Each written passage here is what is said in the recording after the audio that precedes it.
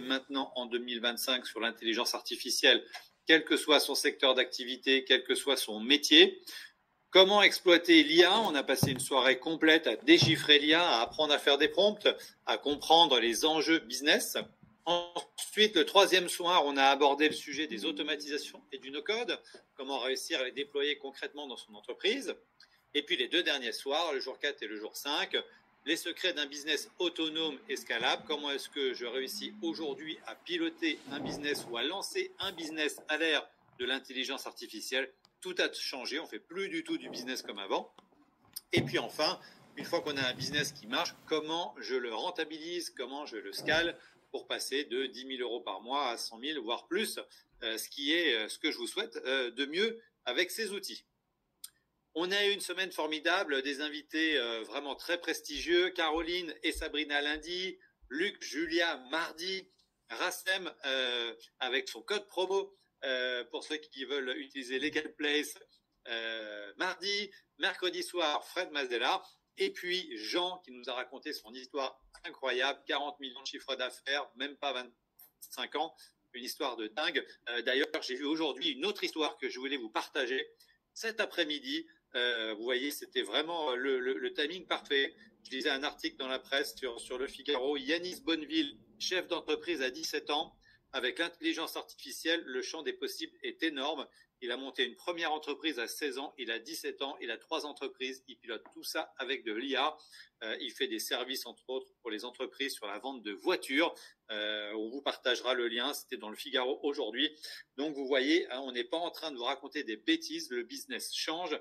À 17 ans, ce garçon, il a déjà 3 boîtes. Je pense qu'on va l'inviter sur notre podcast qu'on va lancer dans les jours à venir parce que je suis sûr qu'il a plein de choses à nous raconter. On l'aura en invité pour vous, je pense, dans quelques semaines. On va essayer de le contacter. 17 ans pour Yanis Bonneville, Jean, 23 ans. Voilà, 40 millions, c'est des parcours incroyables. Donc, c'est possible, c'est accessible. On est dimanche, donc ce soir, on va fermer les replays, fermeture des replays ce soir. Peut-être qu'il y aura un petit peu de rap si on oublie de le faire ce soir, demain, mais vraiment, là, on va fermer les replays. Vous les avez rouverts jeudi soir pour que vous puissiez en profiter vendredi, samedi, dimanche. Donc, si vous ne les avez pas encore vus, c'est le moment, ça sera la dernière ligne droite. N'hésitez pas à utiliser le challenge. Vous êtes, ça y est, plus de 1500 ce soir encore. Donc, faites-moi des flammes dans le challenge. On va essayer de le laisser ouvert le plus possible ce soir. Toutes vos questions, des flammes, de la joie, de la bonne humeur avec moi pour ce soir. Le Discord, il va fermer aussi ce soir à minuit. Hein, donc, on va publier les résultats du tirage au sort tout à l'heure dans le Discord. On va avoir des beaux lots à gagner. 3 places pour une invitation dans les bureaux d'Allegria, passer un moment avec nous, découvrir toute l'équipe ici. Un coaching en one-to-one d'1 heure avec moi, donc j'espère que ça vous plaira pour celui qui gagnera ce coaching. Un MacBook Pro également à gagner et un pack d'AirPods. Et bien évidemment, j'ai trouvé une main innocente pour faire ce tirage au sort. Ça sera l'intelligence artificielle qui va faire le tirage au sort. Je vais vous montrer comment ça se passe tout à l'heure. Allez, on est parti pour le jour bonus, le best-of du no-code challenge no-code IA. Je vois que le chat est en feu, les amis. Vous êtes chaud bouillant, je vous ai manqué, c'est pas possible, là. Vous êtes chaud, c'est un truc de ouf. J'en suis ravi. Alors, vous vous souvenez, pour ceux qui étaient là dimanche dernier, à peu près à la même heure, on avait démarré ce challenge avec un petit sondage sur une échelle de 1 à 5. Où est-ce que vous vous situez en compétences? On va refaire le petit test ce soir. Mettez-moi dans le chat où est-ce que vous en êtes de 1 à 5. J'ai envie de voir comment vous vous évaluez. J'espère qu'avec ces 5 jours, vous ne vous considérez plus niveau 1, mais au moins niveau 2, voire niveau 3, puisqu'on vous a donné tellement de choses. Déjà, normalement, vous savez tous prompter depuis lundi soir. Vous savez quels outils utiliser. Vous savez à quel point c'est important. Vous savez comment sécuriser votre IA. On va revoir ça ensemble ce soir. Mais voilà, normalement, vous avez déjà bien progressé. Je vois pas mal de 2 et 3. Bravo, je suis content. Il y avait quasiment que des 1 la semaine dernière. C'était notre objectif, hein, vous mettre le pied à l'étrier, vous donner envie, commencer à monter en compétences. Il reste encore du boulot à faire. On va voir ça ensemble. Alors, pour ceux qui n'étaient pas là le premier soir, on y va. Je vous refais les 4 constats rapides que j'avais fait aussi la semaine dernière. Et on va redérouler comme ça les moments clés de ces 5 jours dans un condensé pour que vous ayez la quintessence un peu de la vision qu'on a chez Allegria d'intelligence artificielle et puis comment on pense qu'on peut l'actionner aujourd'hui dans nos entreprises.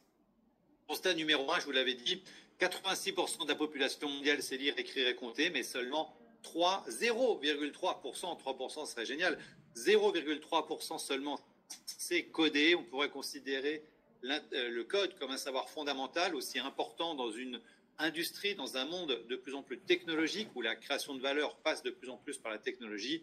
Et bien, malgré tous les efforts, malgré toutes les écoles, on n'est toujours qu'à 0,3% de la population mondiale qui sait coder. Pire encore, 15% seulement de femmes, donc on s'est coupé la moitié de l'humanité pour faire développeur, alors qu'on est dans une pénurie énorme de développeurs depuis des années. Alors ça va se résorber avec l'arrivée de l'intelligence artificielle, mais aujourd'hui encore, il manque à peu près 2 millions de développeurs aux États-Unis et plusieurs centaines de milliers, 200 000 en France.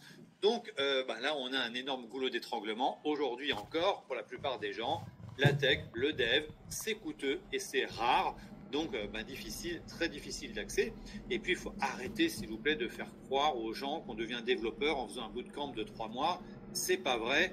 Développeur, c'est un métier. C'est 3 à 5 ans d'études minimum. C'est difficile. Et donc, c'est pas fait pour nous tous. On n'a pas forcément tous la vocation de devenir développeur. La bonne nouvelle, mes amis, vous le savez, je vous l'ai dit pendant ces 5 jours, c'est qu'aujourd'hui, on n'a plus besoin d'apprendre à coder pour faire 70-80% de nos besoins digitaux quotidiens. Avec l'intelligence artificielle, les automatisations et le no-code, tout ça devient enfin accessible pour nous. Deuxième constat, l'étude du World Economic Forum, celle qui nous paraît la plus crédible sur le sujet. Un quart des emplois dans le monde vont changer à cause de l'intelligence artificielle. Donc c'est une vraie révolution, je vous l'avais dit.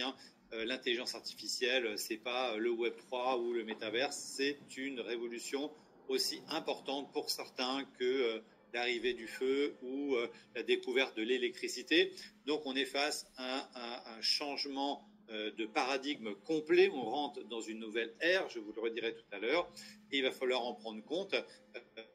C'est potentiellement des millions de changements, voire de disparitions d'emplois auxquels il va falloir qu'on fasse qu'on accepte et qu'on trouve des solutions. Et une des solutions, quand on regarde aujourd'hui qu'est-ce qu'il y a de mieux à faire pour éviter que chacun d'entre nous ne perde son job à cause de l'IA, c'est se former justement à l'IA, de faire de l'IA notre allié, d'apprendre à dompter l'IA pour ne pas demain en subir les conséquences. Constat numéro 3, les compétences évoluent. Je vais revenir là-dessus tout à l'heure. Vous le savez, j'ai un message fort sur le sujet des compétences. 67% des entreprises françaises prévoient que d'ici 5 ans, elles privilégieront les compétences numériques sur les compétences et les qualifications universitaires. On le voit, on ne pourra plus travailler demain efficacement dans une entreprise sans maîtriser l'intelligence artificielle. Moi-même, j'utilise aujourd'hui au quotidien plusieurs heures. Ça me fait gagner un temps de dingue. Aujourd'hui, l'IA, elle est capable de faire mes posts LinkedIn, elle est capable de répondre à mes emails, elle est capable de faire mon business plan, elle est capable de produire des contenus en tout genre. Le monde du travail est en train de changer et donc il faut s'adapter. Ne pas avoir demain les compétences pour maîtriser l'IA, l'automatisation et le no-code, c'est s'exclure tout seul du monde du travail. Je sais que vous êtes nombreux avec nous ce soir à pas forcément être dans une logique de créer votre boîte ou de devenir freelance. Vous êtes heureux et épanoui en étant employé dans une entreprise. Et bien pour vous aussi, dans tous les cas, il va falloir monter en compétences. Alors, la question que je posais à l'issue de ces constats, justement, c'était est-ce que vous êtes certain que votre métier existera encore dans 5 ans? Je vous rappelle cette statistique aux États-Unis l'année dernière. 50% des patrons des 500 plus grandes entreprises américaines estiment que leur entreprise aura sans doute disparu dans les 10 prochaines années à cause de l'intelligence artificielle. Voilà, donc raison encore plus forte de se rendre indépendant, de ne compter que sur soi, sur ses compétences à soi, sur son savoir-faire à soi, et ne pas être dépendant d'une entreprise qui peut-être ne va pas prendre le virage de l'intelligence artificielle et aura disparu dans quelques années. Quand on est salarié, collaborateur d'une entreprise, on est aussi malheureusement tributaire de l'avenir et des décisions prises dans cette entreprise. La conviction que l'on a chez Allegria, c'est qu'en combinant vos compétences, les outils no-code et d'automatisation, plus l'intelligence artificielle, on peut tous devenir acteurs de nos vies digitales et plus juste spectateurs. On peut sortir d'un mode de consommation d'applications effréné sur son mobile, de consommation même j'allais dire, d'entertainment, de photos, de vidéos, à devenir soi-même producteur de ces contenus pour pouvoir gagner sa vie. Aujourd'hui, il y a des tas de personnes qui gagnent leur vie en créant du contenu sur YouTube, sur les plateformes. C'est devenu un métier, tout aussi d'ailleurs, j'allais dire, intéressant que les autres. Et bien dans ces cas-là, vous avez besoin de pouvoir être capable de maîtriser votre vie digitale. Votre métier va se digitaliser de plus en plus. Et c'est notre ambition chez Allegria, vous permettre de faire ça.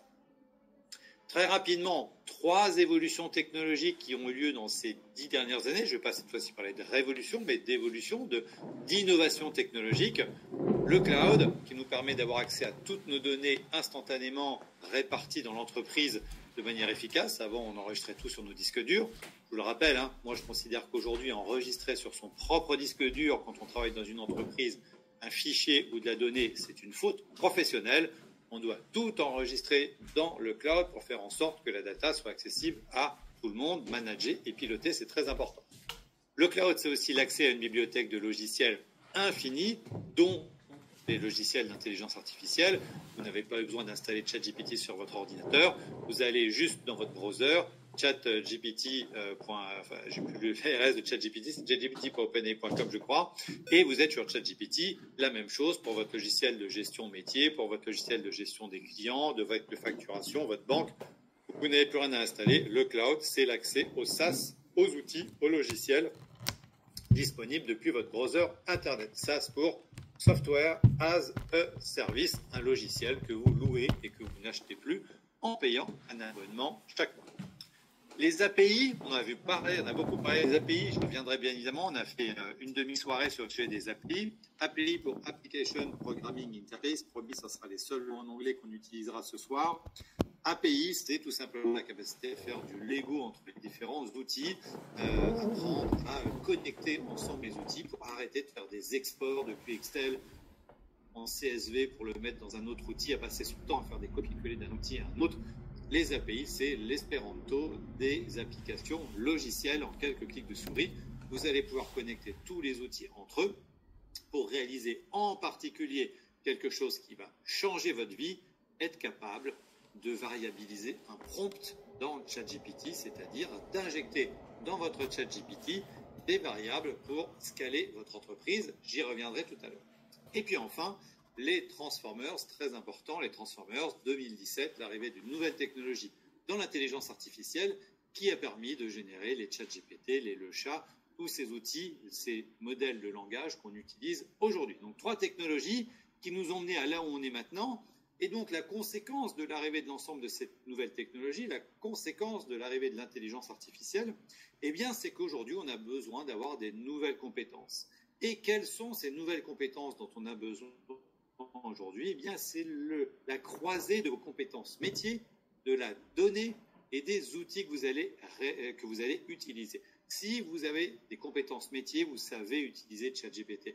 On le voit très régulièrement, les gens qui ne savent pas servir de ChatGPT, souvent, c'est parce qu'ils ne savent même pas comment poser correctement la question, parce qu'ils n'ont pas le savoir-faire métier. Donc la bonne nouvelle, c'est qu'on ne va pas être remplacé intégralement, mais que ceux qui ont une vraie compétence métier à partager vont être meilleurs souvent avec l'intelligence artificielle. Deuxième élément très important, l'avenir, je vous l'ai dit, c'est la data et pas le code. Le code ne vaudra plus rien, ce qui va valoir de l'argent, c'est la data. Et donc, il faut absolument la protéger et surtout être en mesure de la collecter et de l'organiser pour la mettre à son service. On peut faire des choses formidables avec la data. Il y a tout un tas de cas d'usage dont on a parlé cette semaine. Et puis enfin, les outils, apprendre à dompter des nouveaux outils parce qu'on ne peut plus se contenter de Word, Excel, PowerPoint. Un autre constat que je vous ai partagé lors du premier soir, en 40 ans, on a littéralement déposé notre cerveau dans les machines, on a transféré notre savoir dans les machines, et si vous ne me croyez pas, eh bien, je vais vous l'expliquer en quelques instants. Dans les années 80-90, les PC, les ordinateurs personnels sont arrivés dans les entreprises. Avant, tout était sur papier. Quand on faisait le Concorde, à l'époque, c'était des plans sur papier. D'ailleurs, on les gravait sur des plaques d'aluminium après pour éviter de perdre les papiers des plans en cas d'incendie. On faisait absolument tout à la main et avec la calculette. 80-90, arrivée du PC, bim, on met toute la data comptable, parce que c'était les éléments qui nécessitaient, qui étaient le plus simple à intégrer à l'époque en informatique. Donc toute la comptabilité, toute la finance, bim, hop, on a commencé à digitaliser 10% des données de l'entreprise. Dans les années 90-2000, l'arrivée d'Internet et des emails, fin du fax, fin du papier et des courriers. Moi, je me souviens à l'époque, mon père, quand il avait sa petite boutique à Metz, il recevait 10 fois plus de courriers pour une activité 10 fois plus petite qu'aujourd'hui. Moi, je reçois aujourd'hui pour Allegria 20 lettres par semaine, alors qu'on est 70 collaborateurs et qu'on est très actifs. Donc, on a transféré de cette manière-là tous nos échanges interprofessionnels, contractuels, directement dans la machine en supprimant les courriers papier et les fax. Et puis, dans les années 2000-2010, l'émergence des logiciels de gestion type ERP comme SAP ou CRM pour la gestion des relations clients comme Salesforce, Spot ou Pactarive. Et là, on a commencé à mettre la donnée métier dans l'entreprise, les processus, les workflows, tout un tas de savoirs qui permettent de gérer l'entreprise. Et on est passé à 50% de la data qui était digitalisée. Mais on n'a pas arrêté le chemin, puisque l'objectif, ça sera peut-être d'un jour d'être à 100%. 2010-2020, arrivée des outils collaboratifs, Teams par exemple, mais aussi Slack. Et là, toutes nos discussions de comptoir, toutes nos discussions de réunion, eh bien, on les a également mis dans la machine. Ça s'est accéléré avec le Covid, parce qu'on a tous travaillé en remote. Et le travail de remote, ça nous a conduit à mettre également tous nos échanges, toutes nos discussions dans ces outils de messagerie instantanée. Et là, on est passé à 70% de la data de l'entreprise qui était digitalisée. Et puis enfin, les années 2020-2030, celles qu'on vit en ce moment. Chez Allegria, aujourd'hui, 100% des visioconférences sont enregistrées par une intelligence artificielle qui en fait le transcript et qui le met ensuite à la disposition de tous les collaborateurs. Toutes nos visios, tous nos échanges sont maintenant entièrement numérisés, enregistrés, transcrits. Qu'est-ce qui va nous rester finalement de l'information d'une entreprise qui ne sera plus digitalisée? Je vous le disais, la discussion à la machine à café. Et même celle-ci, c'est pas sûr qu'elle soit pas prochainement digitalisée, puisque peut-être que demain, on aura tous les lunettes Meta avec la caméra et que même les discussions à la machine à café, elles seront enregistrées. Donc, ça, c'est vraiment quelque chose qui est fondamental dans tout ce que je vous ai dit pendant cette semaine. Donc, il faut absolument se souvenir. On a transféré et on a digitalisé ces 40 dernières années quasiment 100% de la donnée des entreprises. Et donc, l'intelligence artificielle, elle arrive au bon moment parce que sans l'IA, qu'est-ce qu'on fait de toute cette data? Pas grand-chose, c'est très très compliqué à piloter sans l'intelligence artificielle. Pour manager toute cette data, vous l'avez compris également, on ne peut plus se contenter d'outils logiciels des années 90, Word, Excel, PowerPoint, le traitement de texte, le tableur et le logiciel de présentation. Ça ne suffit plus, d'ailleurs on les utilise quasiment plus chez Allegria. Ce qu'on a besoin aujourd'hui pour être efficace dans l'entreprise ou pour lancer sa boîte, c'est d'avoir des bases de données, de pouvoir faire de l'automatisation et de maîtriser l'intelligence artificielle. Ça, c'est absolument la clé. La bonne nouvelle, c'est que si vous savez faire du Word, Excel, PowerPoint, vous saurez faire de la base de données, des automatisations et de l'intelligence artificielle. C'est pas plus compliqué. Et comme à l'époque, moi je l'ai vécu, je me suis formé dans les années 90, dans les écoles de commerce, on donnait des cours de Word, Excel, PowerPoint, à la fac aussi. Et c'est comme ça que moi je m'y suis mis à l'époque. Donc, on va devoir tous s'y mettre parce que, mine de rien, on a encore quelques années à bosser. Alors, qu'est-ce qui nous manque vraiment pour pouvoir s'y mettre? Eh bien, deux choses également qu'on nous a jamais appris à l'école pour 90% d'entre nous qui n'avons jamais appris à coder. La culture de la data. Qu'est-ce que c'est la data? Comment je vais l'utiliser? Comment je vais la collecter? Comment je vais la valoriser? Et puis la culture product, le fait de comprendre ce que c'est un logiciel, de pouvoir travailler un logiciel, une interface, une base de données, des processus métiers, comment je peux monter, créer moi-même un logiciel aujourd'hui avec l'ensemble de ces outils. Donc vous voyez, deux cultures très importantes, deux savoirs très importants qui sont au cœur de notre méthode pédagogique chez Allegria. Alors moi j'ai commencé à faire ça il y a une dizaine d'années, ça m'a changé ma vie, vraiment, sans être codeur moi-même. Pendant des années, à l'époque chez Sarenza.com par exemple, mais dans d'autres boîtes là aussi, dont je parlais avec l'un d'entre vous s'il est parmi nous ce soir, cet après-midi, j'avais monté une boîte qui était un site pour les footballeurs amateurs. Eh bien, malheureusement, j'ai eu affaire avec une équipe technique qui a été catastrophique.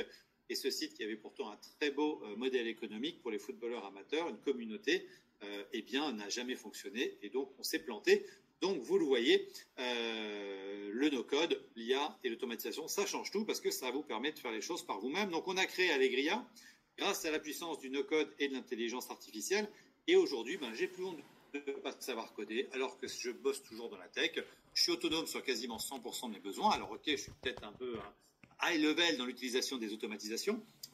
D'ailleurs, quand Jean, que vous avez vu jeudi soir, nous a rejoint, qu'on a regardé ces automatisations, il a compris quand même on était un petit peu à niveau dessus. Et puis surtout, l'envie de partager cette découverte, parce que pour moi, ça a été vraiment un changement de paradigme complet dans ma manière de travailler. Allegria, aujourd'hui, c'est le leader européen de l'IA, du no-code et de l'automatisation. En 4 ans, on a fait plus de 15 millions d'euros de chiffre d'affaires. Donc, vous voyez, le business, il est là. Il faut se lancer. C'est maintenant la vague. Elle est en 2025. Ça fait 4 ans qu'on s'est lancé et il y a une vraie accélération aujourd'hui dans le business. Et on pense qu'on va faire une année 2024 sans doute assez exceptionnelle. Notre objectif pour nos élèves, je vous l'ai dit, vous permettre de devenir acteur de votre vie digitale, être capable de construire vos solutions technologiques en toute autonomie. Je vous le disais, 25% des startups qui se lancent aujourd'hui à Paris le font sans investisseurs parce que les fondateurs maîtrisent le no-code et l'intelligence artificielle et sont capables de faire par eux-mêmes. Donc ça fonctionne très bien. Il faut y aller. Il y a plein d'exemples aujourd'hui. On s'est fixé un objectif très ambitieux, bien évidemment, sinon ça ne sert à rien d'être là. Contribuer à passer d'un monde où seulement 0,3% de la population mondiale sait coder à un monde où 30% des personnes seraient en capacité d'être autonomes sur leurs besoins technologiques. Il y a à peu près 25 millions de personnes qui travaillent en France. Ça fait quelques millions de personnes à aller former et accompagner. Alors, qu'est-ce qu'on a vu également le premier soir? Eh bien d'abord, les 3 mauvaises raisons qui t'empêchent souvent de passer à l'action. Le mindset, je vous l'ai dit, le mindset c'est très important pour réussir à s'y mettre. Vous êtes trop nombreux encore à penser que c'est pas le moment, vous n'allez pas y arriver. On est là pour vous accompagner justement. On est là pour faire en sorte que vous ne soyez pas tout seul face aux difficultés. On est là pour vous donner les clés. Et parmi les mauvaises raisons qui vous empêchent souvent de passer à l'action, eh bien d'abord, les croyances limitantes. Parmi ces croyances limitantes, on va en retrouver, que j'ai entendu, mais plein de fois, que j'entends encore régulièrement. C'est des métiers qui sont faits pour les jeunes, l'IA c'est fait pour les jeunes. Alors oui, ils sont meilleurs que nous, oui, ils vont peut-être aller plus vite que nous. Mais si on ne fait rien, ça ne va pas s'améliorer. Et on peut tout à fait faire. Moi j'ai 50 ans, je m'y suis mis il y a 7-8 ans. J'avais 43 ans quand j'ai commencé à faire du no-code. Vous voyez, j'avais pas 15 ans et ça fonctionne très bien. Ces métiers sont faits pour les hommes, ça c'est pareil, on est très heureux parmi les personnes qui ont rejoint l'incubateur, il y a beaucoup de femmes, donc bravo, venez, on aura à minima 40% de femmes dans le programme, c'est à peu près certain maintenant, donc n'ayez pas peur, lancez-vous, il y a plein de choses à faire, vous êtes tout aussi capables que les hommes de faire, donc surtout là vraiment c'est le moment d'y aller, il n'y a aucune raison, le monde a changé aussi dans les affaires, et on sera tous très heureux d'avoir de plus en plus de parité dans le monde du business. Autre pensée limitante, les formations coûtent très cher. Alors oui, il y a des prix, mais heureusement, aujourd'hui, vous avez plein de solutions à votre disposition pour réussir à passer le pas et à sauter le pas pour pouvoir le mettre en œuvre. Donc, l'investissement dans les formations, Jean nous l'a dit, je ne sais plus combien il a investi, je crois qu'il nous a dit 100 000 euros, voire plus sur lui-même dans des formations. Il est allé aux États-Unis. Il est allé partout, il a fait des masterclass, il a fait des 2 jours, 3 jours avec des entrepreneurs qui fonctionnaient très bien. Donc, il faut quand même aussi investir un peu sur soi. Et puis, alors je rappelle juste que si on compare aujourd'hui des formations telles que celles qu'on vous propose, qui sont directement actionnables, et une école de commerce qui coûte entre 40 000 et 100 000 euros, on est à des années-lumière de ces prix-là, avec quelque chose qui est immédiatement actionnable. Donc, forcément, si on a un tel succès, c'est que les gens comprennent bien aussi que quand ils viennent chez nous pour apprendre, il y a un vrai retour sur investissement.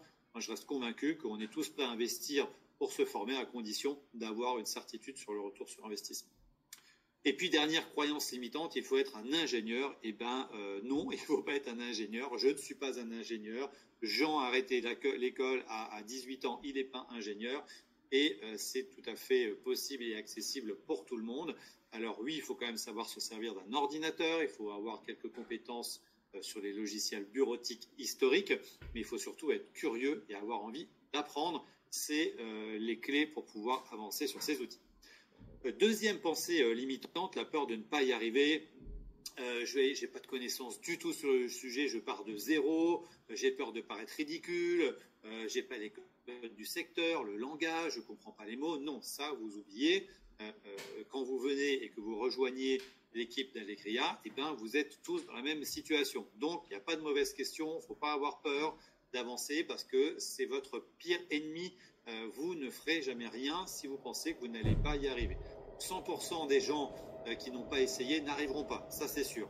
Donc, il faut à minima essayer sans donner les moyens. Il faudra s'accrocher, hein. Encore une fois, il n'y a pas de magie, hein. Il y a du temps à y consacrer, il va falloir travailler, il va falloir être concentré, mais c'est quand même tellement plus fun et tellement plus ludique de le faire tous ensemble au sein d'une communauté que sur les bancs de l'école, que normalement ça se passe vraiment très bien. Et puis on a quand même une liberté pédagogique aussi qui fait que c'est quand même beaucoup plus fun d'apprendre avec nous qu'à l'école. Et puis troisième raison et pensée limitante, eh bien malheureusement souvent l'entourage, hein. Je prenais l'exemple des gens qui décident d'arrêter de fumer, ben, c'est sûr c'est plus facile d'arrêter de fumer quand on est à deux dans le couple plutôt que quand il y en a un qui continue à fumer. Donc, il faut réussir à aller au bout de ces résolutions. 90% de vos résolutions ne sont jamais tenues. Je suis pareil que vous. Mais en revanche, quand je le fais en équipe, quand je le fais avec mes associés, on y arrive parce qu'on se tire vers le haut les uns et les autres et ça fonctionne très bien. Donc, entourez-vous de gens qui ont le même objectif, qui y croient et qui croient en eux surtout. Parce que la pire des choses, c'est d'être avec des gens qui n'ont pas confiance en eux parce qu'ils vont vous tirer vers le bas en permanence. Nous, on sera là pour vous donner confiance en vous. L'intelligence artificielle, ça a été le gros sujet de notre deuxième soirée. Je vais revenir pour faire aussi une synthèse de cette partie qui a été très intense. Et on a commencé cette deuxième soirée. Je vais prendre un petit coup d'eau parce que là, ça y est, hein, on est déjà sur le deuxième soir. L'intelligence artificielle, on l'a vu sous plusieurs aspects. Et en particulier, déjà essayer de comprendre et de savoir pourquoi est-ce qu'on parle de révolution du siècle. Et là, je vous avais donné quelques éléments importants dans cette citation de Werner Vinge, un auteur américain, qui nous dit « Nous sommes au bord d'un changement comparable à l'essor de la vie humaine sur Terre ». Et ce qui fait qu'on ne le voit pas, et ça c'est toujours la même histoire avec les grandes révolutions technologiques, c'est que tant qu'on n'est pas confronté au mur, tant qu'on n'a pas vu les pertes d'emplois, tant qu'on n'a pas vu les changements dans les entreprises, tant qu'on n'a pas vu les gains de productivité, on a l'impression qu'on n'y est pas. Vous savez, c'est le type qui saute du 100e étage du building sans parachute et qui vous dit jusque-là tout va bien au 50e étage, jusque-là tout va bien au 10e étage, tant qu'il ne s'est pas écrasé par terre, tout va bien. Donc c'est exactement le même problème. Or, on voit qu'aujourd'hui, l'adoption des outils est d'une vitesse fulgurante, hein, c'est plus rapide que n'importe laquelle de toutes les autres innovations technologiques. Donc ça, c'est un signe très fort. Hein. Encore une fois, on est en plein dedans là maintenant en 2025. ChatGPT, ça a déjà 2 ans. Ça a été l'outil qui a atteint le plus vite les 100 millions d'utilisateurs. Donc 1 million d'utilisateurs en 2 jours, 100 millions d'utilisateurs en 2 mois. C'est plus de 350 à 400 millions d'utilisateurs chaque semaine aujourd'hui dans le monde. Donc, y a du monde qui commence à s'intéresser au sujet. Essayons de ne pas être les derniers. Et la conviction que l'on a donc chez Allegria, avec quelques autres, c'est de considérer qu'on est vraiment en train aujourd'hui de rentrer dans une nouvelle ère de l'humanité, hein, de la même manière que des révolutions technologiques historiques nous ont fait basculer du monde des chasseurs-cueilleurs à l'âge de l'agriculture avec le fermage, et puis ensuite la découverte du pétrole, l'âge industriel avec le charbon, et puis l'électricité, l'ère des technologies d'information avec l'informatique. On est sans doute en train de rentrer dans l'ère de l'augmentation. Hein. La conviction qu'on a, c'est que l'IA ne va pas nous remplacer entièrement. Elle va avoir des domaines d'expertise où elle va être meilleure que nous. Et ça, n'en doutez pas, elle est déjà meilleure que nous dans plein de domaines. Elle est déjà meilleure que nous aux échecs, elle est meilleure que nous aux jeux de Go, elle est meilleure que nous pour identifier des cancers sur des radios. Donc, elle va être meilleure que nous sur tout un tas de sujets. Mais elle n'est encore pas notre égale. Pas encore. en temps de maîtriser la fameuse intelligence artificielle générale, la fameuse AGI. Je ne sais pas encore une fois combien de temps ça va prendre. Je ne ferai pas plus de pronostics ce soir que les autres soirs. Certains nous prédisent dans 3 ans, d'autres dans 10 ans, d'autres jamais. C'est ce que pense par exemple Luc Julia. Il pense qu'on n'aura pas l'intelligence artificielle qui sera à notre niveau, que ce n'est pas accessible. Moi, je n'ai pas la réponse à cette question. Ce que je sais, c'est la réalité d'aujourd'hui et c'est celle que je vous partage depuis dimanche dernier. On a vu les 4 bonnes raisons qui font que l'IA et les automatisations vont devenir nos meilleurs alliés. Rapidité de mise en œuvre. Je peux lancer un business extrêmement vite. On sait que saisir les opportunités dans le monde des affaires, c'est très important. Des coûts de démarrage réduits. Quasiment tous les outils que je vous ai présentés et qu'on verra dans l'incubateur sont accessibles gratuitement pour se former et pour démarrer. Flexibilité et contrôle, je vais pouvoir faire exactement ce que je veux parce que je vais le faire moi-même. J'ai plus besoin de raconter mon aventure à des développeurs ou à une agence ou à un freelance pour faire à ma place. Je vais pouvoir faire par moi-même. Et ça, c'est quand même une très bonne nouvelle. Et puis surtout, l'évolutivité. Je vais pouvoir utiliser ces outils très longtemps, peut-être même que j'aurai jamais besoin de passer au code. Là-dessus, on en a parlé avec Frédéric Mazella mercredi soir, où lui, il reste encore convaincu qu'à un moment, il faut sans doute passer au code. Moi, je pense pas. Je pense que les outils passent suffisamment vite aujourd'hui pour grandir avec vous. Et on a aujourd'hui autour de nous un certain nombre de sociétés qui font des millions d'euros, dont nous d'ailleurs. Aujourd'hui, tout Allegria est géré sans code et ça fonctionne très bien et on fait quand même, je vous l'ai dit, 16 millions de chiffre d'affaires. Donc, voilà, pas forcément besoin d'autre chose pour pouvoir scaler demain votre société. On a vu également les 3 super pouvoirs que vous allez pouvoir obtenir si vous montez en compétence autour de ces technologies. Ces super pouvoirs, c'est d'abord le pouvoir de créer sans limite, de créer dans des secteurs où ce n'était pas possible avant. Je pense par exemple au monde du social, à l'environnement, parce que c'était trop cher de payer des développeurs, parce qu'il n'y avait pas forcément un modèle économique qui allait derrière. À partir du moment où vous pouvez mettre en place une solution, j'allais dire avec 3 francs 6 sous, juste avec des bonnes idées et du savoir-faire, eh bien, tout devient possible. Et l'exemple que je vous citais tout à l'heure de notre ami là, dont on vous partagera l'article, qui a 17 ans, qui a monté son business, il n'a jamais appris à coder non plus et il a trouvé des solutions. On verra dans la partie business, trouver des solutions à un problème. Aujourd'hui, avec ces outils, vous pouvez trouver et mettre en œuvre très rapidement des solutions au problème. Le pouvoir d'innover, donc bien évidemment, le pouvoir de créer, c'est de mettre en œuvre. Le pouvoir d'innover, c'est de faire différemment. Vous avez raconté mon histoire avec Sarenza.com, que j'avais créé il y a 20 ans, et la difficulté qu'on avait eue à l'époque de convaincre qu'il était possible de vendre des chaussures sur Internet, parce qu'on avait toujours cette objection, mais les chaussures, il faut les essayer. Ça, c'est la problématique.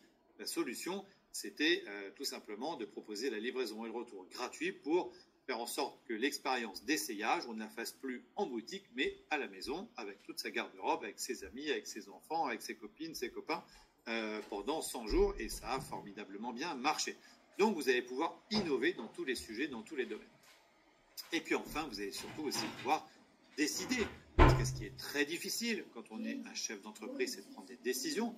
Et moi, j'ai eu l'occasion de tester très récemment encore l'usage de l'intelligence artificielle à l'occasion de coaching. Et l'IA nous aide énormément aussi dans ce cadre-là à prendre des décisions. On va d'ailleurs sans doute l'intégrer aussi, nous, très rapidement dans nos coachings. Le fait de pouvoir avoir des IA à nos côtés qui peuvent analyser tout un marché en quelques minutes, aller collecter à votre place des tonnes et des tonnes de documents, de research papers, de documents, d'informations, des données météo par exemple, ça change tout. Le meilleur exemple, c'est WIM, WIM, cette intelligence artificielle qu'on a développée chez Allegria et qui permet maintenant, aujourd'hui, aux marchands de biens de pouvoir prendre des bonnes décisions et avoir les bonnes stratégies d'investissement dans l'immobilier. Et on va faire la même chose pour tout un tas d'autres domaines et tout un tas d'autres secteurs. On a vu également la méthode pour y arriver. Comment est-ce que je peux faire pour gagner 20 heures de travail par semaine sans effort? Et bien tout simplement en appliquant cette méthode en 7 étapes. Le mindset, je vous en ai reparlé ce soir, très important, se sentir capable, passer à l'action, apprendre, se former de la manière que vous voulez, celle qui vous convient le mieux, mais apprendre, bien commencer tout de suite les bons outils. Pas perdre de temps parce que ça peut être très démotivant de passer des heures devant des vidéos YouTube. On vous raconte toujours que la moitié de la réalité de ce qu'il faut savoir parce que c'est gratuit. Alors forcément, on ne va pas tout vous donner. En plus, généralement, tous ces gens-là sont aussi là pour vous vendre des formations. Donc, ils ne vous donnent jamais tout. Donc, c'est toujours un petit peu difficile.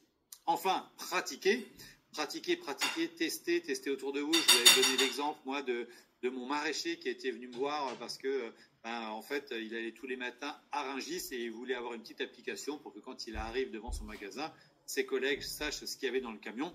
Donc, regardez autour de vous. Vous avez plein d'amis, plein de gens autour de vous qui peuvent avoir une association qui a besoin d'aide, qui peuvent avoir un business chez qui vous pouvez commencer à travailler gratuitement pour vous faire la main et tester vos compétences. N'ayez pas peur de l'échec. Apprenez de vos échecs. Ça, c'est quelque chose dans le mindset aussi très important. Ensuite, il faut se faire accompagner, ne pas rester seul. Dans l'idéal, rejoindre une communauté, apprendre à plusieurs ensemble, mettez-vous-y. On a des couples qui ont rejoint d'ailleurs aujourd'hui aussi l'incubateur, donc vous pouvez vous y mettre à plusieurs, ça fonctionne très très bien. Se lancer, avoir confiance en soi, trouver ses premiers clients si vous décidez de vous lancer en tant que freelance ou en tant que coach. Je vous l'ai dit, plein de nouveaux métiers aujourd'hui à faire, on en a besoin et vous allez pouvoir demain faire ce boulot-là. Si vous n'avez pas l'idée du siècle, eh bien devenez coach en intelligence artificielle, devenez formateur en intelligence artificielle. Ça fonctionne très bien. Et puis, vous allez enfin pouvoir du coup gagner du temps et de l'argent. Mais je vais y revenir tout de suite après sur la partie business. Les 3 outils, il n'y en a pas besoin de plus pour démarrer. Je vous l'ai dit, si on doit faire des choix, il y en a plein d'autres que j'adore. Notion, bien évidemment, WeWeb, Crispy, dont je vous ai parlé pour faire du live prototyping. Les 3 premiers pour démarrer, Airtable, Make et OpenAI, 3 super outils qui vont couvrir l'essentiel de vos besoins pour piloter votre activité et lancer demain un business. Les nouveaux métiers de l'IA, justement, je vous avais fait une slide spécifique. Alors aujourd'hui, vous allez avoir des carrières en intelligence artificielle qui sont celles dont nous a parlé Luc lundi soir, comme par exemple data scientist ou ingénieur en intelligence artificielle. Tout ça, c'est très bien, mais pour nous, c'est rarement accessible. Ça, c'est bien pour des jeunes qui sont aujourd'hui en maths sup, en maths p, qui ont fait bac scientifique, et on va passer de 40 000 à 100 000 diplômés dans ces métiers-là assez rapidement. On a besoin d'eux, mais nous, c'est pas ces métiers-là qui nous intéressent, c'est pas ceux qui sont accessibles en reconversion à 40 ans. Ceux qui vont nous intéresser, c'est formateurs en intelligence artificielle, parce que ça, on peut monter en compétences et aller accompagner des entreprises partout en France qui ont besoin de vous aujourd'hui pour passer à l'action. Devenir freelance en IA, si j'ai vraiment une appétence pour construire des solutions avec les outils, je peux devenir freelance. Je peux devenir un spécialiste en marketing digital avec l'intelligence artificielle. Vous pouvez aujourd'hui monter des solutions et des produits avec ces compétences-là. Demain, si vous faites de la création de contenu et que vous ne savez pas utiliser l'IA, mais vous allez être has-been, aussi has-been que les gens qui ne sont pas passés au digital dans les années 90 avec l'explosion d'Internet. Vous pouvez faire analyste de données, vous pouvez faire du support client sur des produits en IA, vous pouvez faire sales en intelligence vendeur, sales en intelligence artificielle. Donc il y a plein d'opportunités, plein de nouveaux métiers à votre disposition si vous n'êtes pas forcément dans l'idée de lancer un business. Alors sinon, bien évidemment, pour ceux qui veulent, eux, monter leur business, quel est l'impact, et c'est ce qu'on va voir pendant le reste de cette soirée, eh bien, de nombreux impacts. J'ai essayé de vous en synthétiser ici 5 changements fondamentaux dans la manière de piloter un business à l'ère de l'intelligence artificielle. D'abord, je vous l'ai dit, c'est des nouvelles opportunités. Avant l'IA, il y avait tout un tas de problèmes qu'on ne pouvait pas résoudre. Aujourd'hui, vous pouvez résoudre des tas et des tas de problèmes en créant des agents IA qui vont faire un métier spécifique. Par exemple, un agent IA pour vous aider à calculer vos impôts, un agent IA pour vous aider à trouver la meilleure performance financière pour vos investissements. Bref, il y a des tas et des tas d'opportunités qui vont se révéler à nous. Deuxième élément, la création de contenu. Vous allez avoir aujourd'hui la possibilité, grâce à ces outils qui s'améliorent. Je vous rappelle qu'on est encore au tout début de l'histoire, ça va de mieux en mieux et c'est de plus en plus efficace. Vous aider à créer du contenu, quel que soit votre métier, quel que soit votre secteur d'activité. Ça peut être par exemple des brochures commerciales, ça peut être des plaquettes d'introduction en bourse si vous êtes dans la finance. Bref, énormément de choses sur lesquelles l'IA va pouvoir vous aider. Vous allez pouvoir faire de l'hyper-personnalisation. recevoir des messages entièrement personnalisés. D'ailleurs, j'ai oublié de me demander à mon équipe si vous avez envoyé le petit message vocal à chacun d'entre vous, mais on avait préparé ça, donc peut-être que c'est pas parti. On a été tellement débordés toute cette semaine d'ailleurs. Merci à tous ceux à qui on a envoyé des contrats avec des erreurs, vraiment mea culpa. On a été débordés toute la semaine. Ça n'a pas été parfait, mais on va y arriver. Tout va être corrigé et ça va bien se passer. Ne vous inquiétez pas. Donc l'hyper-personnalisation, ça c'est quelque chose d'extrêmement efficace en marketing. Le prototypage, la capacité à mettre en œuvre des prototypes très rapidement, Crispy et puis plein d'autres outils aujourd'hui disponibles. Et puis enfin, la réduction des coûts, aller chercher des gains de productivité, être plus performant. Je vous l'avais dit aussi, hein, vous n'êtes pas forcément obligé dans un business hyper innovant. Vous êtes peut-être dans un business aujourd'hui très commun. Vous êtes dans l'industrie, dans l'artisanat, vous avez une boulangerie. Vous avez besoin de faire mieux que le voisin. Et si aujourd'hui vous avez un restaurant, une boulangerie et que vous pouvez réduire vos coûts de 10 ou 20% parce que vous allez automatiser tout l'administratif, eh bien c'est très très bon pour vous, il faut le faire. Voilà les 5 sujets clés fondamentaux qui font que faire un business ou gérer un business en 2025 à l'ère de l'IA, eh bien ça change absolument tout. Savoir coder va donc devenir inutile pour nous et même pour la plupart d'entre nous. La compétence ultime demain, c'est la maîtrise de la data. Qu'est-ce que je vais faire avec les données? Si je veux faire de l'analyse prédictive, si je vends des abonnements et que je veux anticiper quand est-ce que mes clients vont peut-être se désabonner, eh bien, j'ai besoin de data. Alors, qu'est-ce qu'on peut faire avec l'IA, les automatisations et no-code? Je vous avais donné quelques exemples. Quasiment tout ce que c'est faire un développeur aujourd'hui est accessible.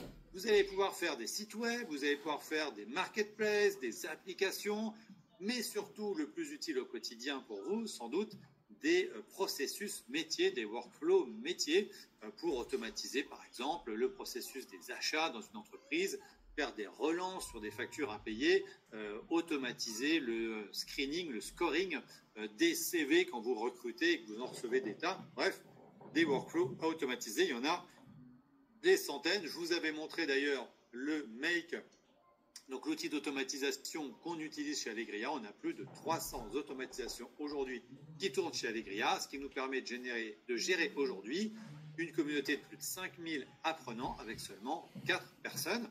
Ça ne marche pas à tous les coups, je vous le concède. Il y a parfois des loupés, mais ça fait 90% du boulot et c'est ça qu'on veut. On n'est pas obligé d'être parfait à 100% avec l'IA. On contrôle et il reste toujours de l'humain dans la boucle pour faire en sorte que ça fonctionne. Alors, je vous avais dit également de bien faire la différence entre l'IA et l'IA générative, puisque d'une manière générale aujourd'hui, et moi le premier, je parle d'IA, mais en réalité, je parle bien de l'IA générative, et c'est celle qu'on va voir maintenant, c'est celle qui est à notre usage. L'IA au sens large, c'est aussi la capacité qu'ont aujourd'hui les voitures à détecter, par exemple, des piétons, ou donc ça c'est de la computer vision, ou l'IA qui est capable de faire des calculs mathématiques très complexes pour envoyer des fusées sur Mars. Nous, on ne parle pas de cette IA-là, on parle de l'IA générative. Alors, c'est vrai que par extension, on dit IA maintenant, mais en réalité, on parle bien d'IA générative. Donc, l'opportunité, elle est énorme, et en particulier, l'opportunité d'augmenter votre efficacité, automatisation des tâches répétitives, amélioration des efficacités, personnalisation de l'expérience client, mais aussi quelques menaces dont il faut parler, qui sont très importantes, puisque le monde de l'intelligence artificielle n'est pas sans risque. On ne peut pas faire 5 jours de challenge et le best-of ce soir sans parler aussi en toute transparence des difficultés liées aujourd'hui à l'intelligence artificielle. Parmi ces menaces, un certain nombre de biais et de discrimination. Je vous ai expliqué, l'IA a été entraînée sur des données réalisées et créées par des humains, en particulier beaucoup de contenus disponibles gratuitement sur Internet, où on va retrouver tout et n'importe quoi. Et donc, on va retrouver aussi un certain nombre de ces biais. Une dépendance technologique aux Américains, en particulier sur les data centers et sur les puces informatiques, même si on a eu ces 109 milliards annoncés la semaine dernière d'investissement en France pour rattraper le retard en Europe, mais on ne joue pas tout à fait dans la même catégorie. Et puis, des risques de limitation à la créativité et au conformisme. Et puis, le point clé essentiel, vous êtes nombreux à l'avoir dit, vous êtes nombreux à l'avoir lu, la consommation d'énergie, et quand on parle d'énergie ici, on parle essentiellement d'électricité carbonée et d'eau, puisque l'IA consomme beaucoup des deux. Alors on a une chance formidable en France, c'est d'avoir une électricité très fortement décarbonée grâce à nos centrales nucléaires. Et donc, l'avantage d'avoir des data centers en France, c'est qu'on ne contribue pas au réchauffement climatique. Mais ce n'est pas du tout le cas aux États-Unis, comme vous le savez, et dans tout un tas d'autres pays. Et puis, il faut que l'IA reste accessible à tout le monde, donc être vigilant sur le coût et le prix pour que ce soit accessible au plus grand nombre. Toutes ces problématiques, on y travaille.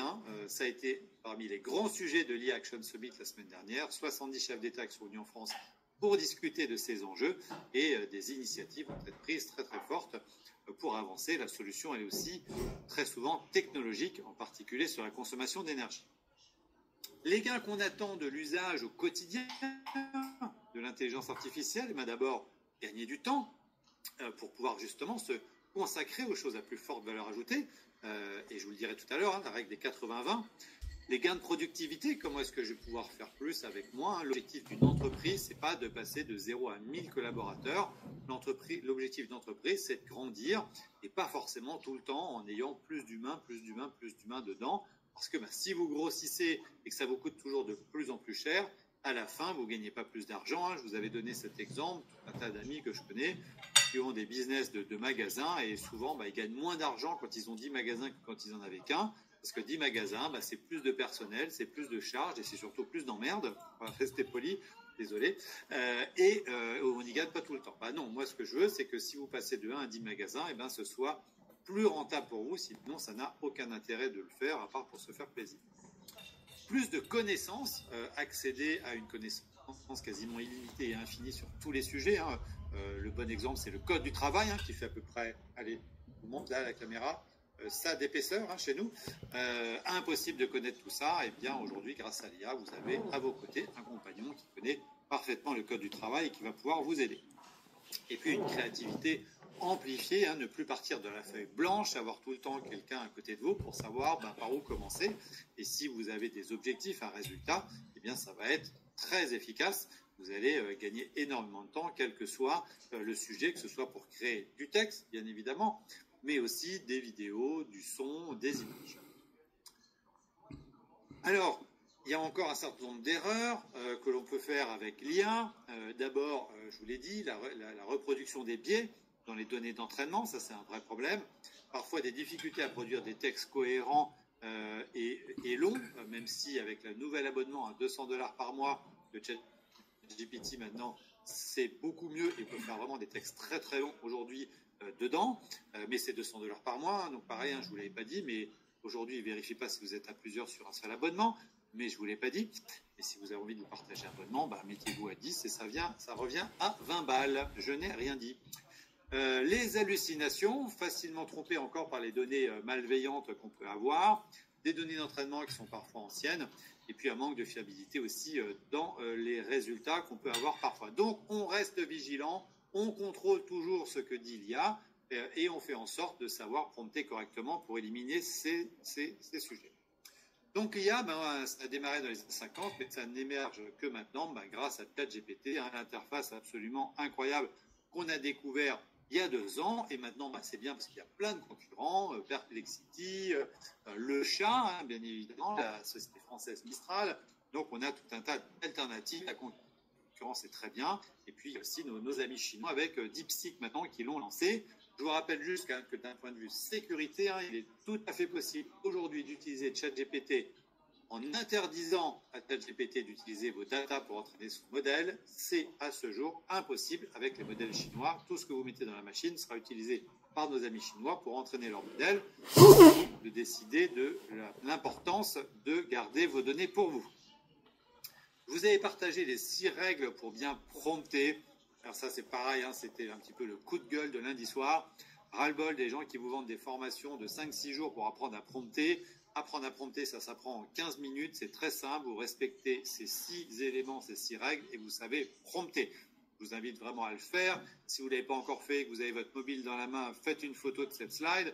Ça sera la plus utile pour dès demain matin faire vos prompts correctement dans le ChatGPT. Vous allez voir que le niveau de qualité de résultat que vous allez obtenir avec un prompt rédigé comme ça n'a plus rien à voir. Je vous rappelle d'ailleurs que ChatGPT peut vous aider à prompter correctement. Donc, si vous avez un doute pour faire un bon prompt, donnez-lui votre problématique et demandez-lui de faire un prompt pour vous aider sur ce sujet. Il vous posera du coup les bonnes questions et il ajoutera le rôle, il ajoutera le contexte, il rédigera les tâches, les objectifs, les contraintes et le format. Ça fonctionne divinement bien. On a vu aussi les paramètres de base de ChatGPT. Je ne pourrais pas ce soir vous refaire les 5 éléments, ça serait trop long. On a vu comment sécuriser notre ChatGPT, le petit toggle qu'il faut cocher pour justement lui interdire d'utiliser vos données pour entraîner son modèle. On a vu comment le personnaliser. On a vu l'historique et les projets, donc les petits dossiers projets pour pouvoir justement maintenant ranger vos prompts et ne plus avoir un historique qui s'enchaîne comme une liste à la Prévert. Et puis on a vu les 2 niveaux d'historique, l'historique à l'intérieur d'un chat et l'historique global. Plus vous utilisez, mieux il vous connaît. Donc on ne partage pas dans l'idéal, sauf à ce que je vous ai dit tout à l'heure, on ne partage pas son ChatGPT parce que si vous le partagez avec vos enfants, au bout d'un moment, il ne saura plus à qui il parle ChatGPT. Et donc on essaie de garder une cohérence dans tout ça. On a appris à faire des GPTs, donc aller dans la bibliothèque des agents qui sont mis à votre disposition et en haut à droite le petit bouton pour créer vos propres agents. Chaque fois que vous avez quelque chose de récurrent qui nécessite de lui donner des instructions complexes, de lui passer des documents pour lui permettre d'apprendre un certain nombre de choses, et bien tout de suite on fait son propre agent, on fait son GPTs et ça maintenant vous savez où ça se trouve et comment le faire. Et puis on a vu aussi la puissance de l'application mobile. Je vous invite à tester la commande vocale sur l'application mobile si vous l'installez sur votre téléphone, donc ChatGPT. Et puis de tester aussi maintenant la caméra, puisque quand vous êtes dans la fonction vocale mobile, vous avez la possibilité maintenant depuis 2 semaines, c'est tout récent, d'activer votre caméra et lui demander de regarder ce qu'il voit et de vous commenter. Donc si vous êtes en train de faire un risotto et que ça ne prend pas, vous lui mettez devant la casserole et il va vous dire quoi faire. C'est absolument dingue, je vous invite à tester, c'est très très drôle. On a vu ensemble aussi des milliers de cas d'usage qui sont maintenant à votre portée dans tous les secteurs et dans tous les domaines d'activité. Je vous l'ai montré ici, il y en a énormément dans le commerce, dans le marketing. Donc tout ça, tout ce qui est ici sur cette feuille, c'est des choses que demain vous devez être en capacité de faire. Si vous êtes quelqu'un du marketing, vous devez être capable de faire tout ce qui est dans la colonne marketing. Si vous faites de la formation, vous devez être capable de faire ce qui est dans la colonne formation, et ainsi de suite. C'est vraiment des cas d'usage aujourd'hui accessibles à chacun d'entre nous. Mais n'oubliez pas, pour arriver à faire tous les cas d'usage que je vous ai montrés précédemment, ChatGPT, ce n'est que 5% de la solution. Les 95% restants, c'est avec l'automatisation et le no-code. Vous êtes sans doute ici ce soir, comme la plupart d'entre vous, pour découvrir et comprendre l'intelligence artificielle. Dans quelques semaines, vous serez convaincu que votre meilleur ami, ce sera l'automatisation et que l'un sans l'autre, finalement, ne vous mène pas très loin.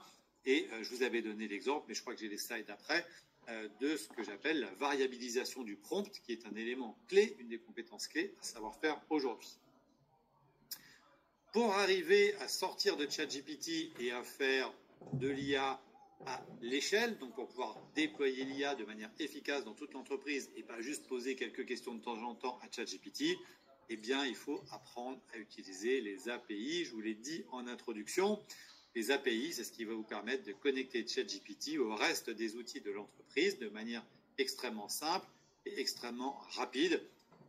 Je vous avais montré le dernier soir, jeudi soir, comment j'ai automatisé ma cave à vin et le scrapping des données des bouteilles que je rentre dans ma cave à vin automatiquement depuis Vivino et Chef d'œuvre, qui sont mes 2 fournisseurs habituels, en utilisant ces outils. Donc pour scaler l'IA, il faut apprendre à variabiliser un prompt grâce aux API. Et pour pouvoir faire ça, je vous avais donné un exemple très concret. Imaginez que vous souhaitiez réaliser une enquête de satisfaction client auprès de 1000 clients qui chacun vont compléter des questions très simples avec une réponse de 1 à 5. Ça, c'est très facile à analyser, vous avez les graphiques instantanément. Mais la valeur d'une enquête de satisfaction client, c'est généralement plutôt les verbatims, donc ce qu'ils vont exprimer dans les champs de texte libre.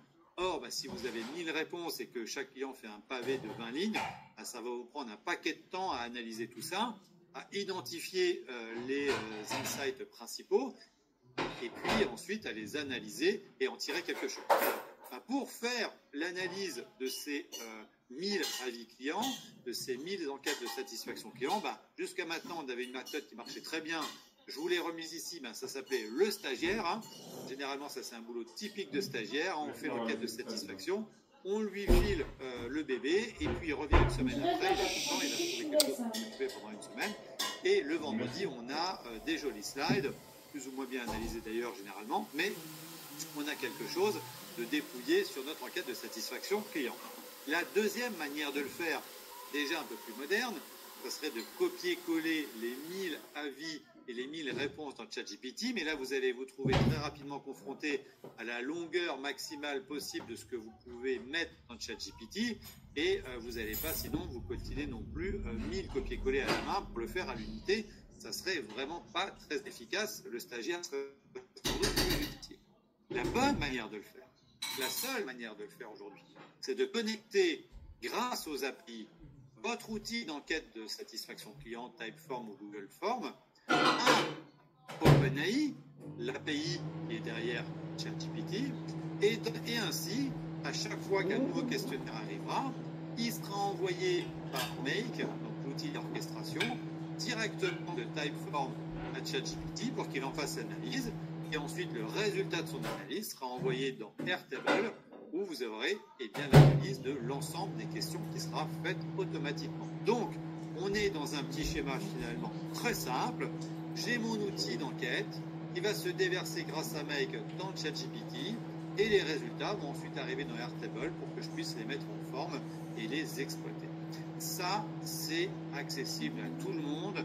Ce cas d'usage-là, je l'ai fait des dizaines de fois dans des entreprises où je relevais le défi de faire l'analyse de 1000 réponses d'enquête client en 2 minutes chrono. Je vous garantis que ça, moi, je le mets en place en 2 minutes chrono. C'est possible. Donc, vous allez peut-être mettre 1 heure, mais si vous mettez 1 heure et pas 2 minutes, je vous garantis que le faire à la main, c'est 3 jours. Donc, 1 heure versus 3 jours, c'est très efficace. C'est ça qu'il faut absolument savoir faire aujourd'hui. Cette agilité, cette capacité à réfléchir multi-outils, à prendre tout et le mettre ensemble, c'est génial. Et arrêtez de croire, et j'en ai vu encore des pubs qui vous font croire qu'il y a l'outil qui sait tout faire parfaitement. C'est faux, c'est archi faux. Malheureusement, il faut encore utiliser plein d'outils différents pour faire de manière perfectible ce que l'on veut.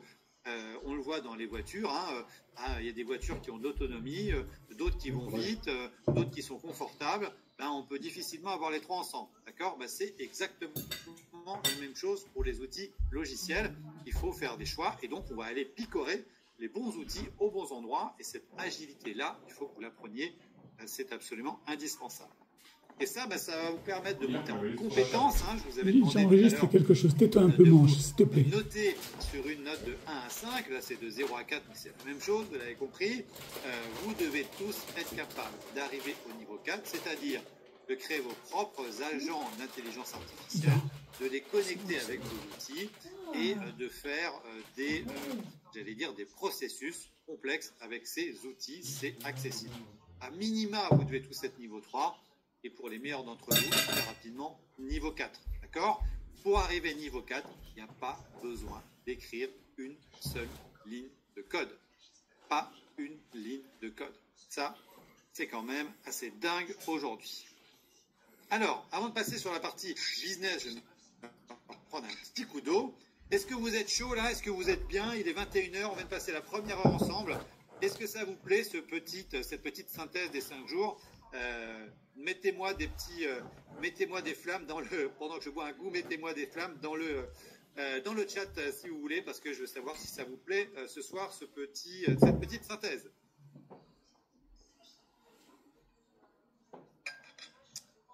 Il y a de la flamme de partout.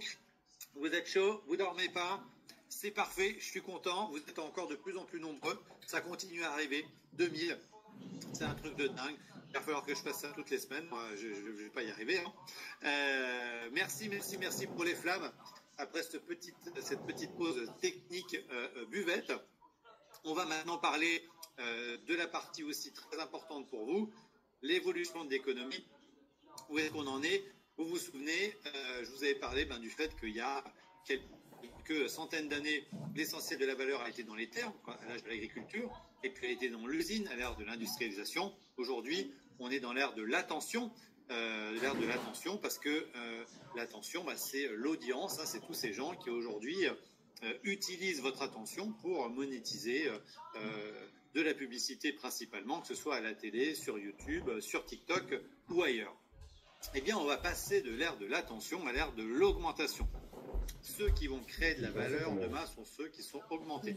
Et je vais encore refaire une comparaison que vous avez peut-être trouvé étrange, mais que je trouve moi très utile. Souvent on me dit mais Francis, est-ce que demain il faudra qu'on ait tous une puce branchée dans le cerveau pour améliorer nos capacités? Je ne sais pas, je ne sais pas répondre à cette question. Je sais en revanche une chose certaine, c'est que pour ceux qui ont des lunettes par exemple, et bien aujourd'hui sans vos lunettes vous ne pourriez pas travailler confortablement.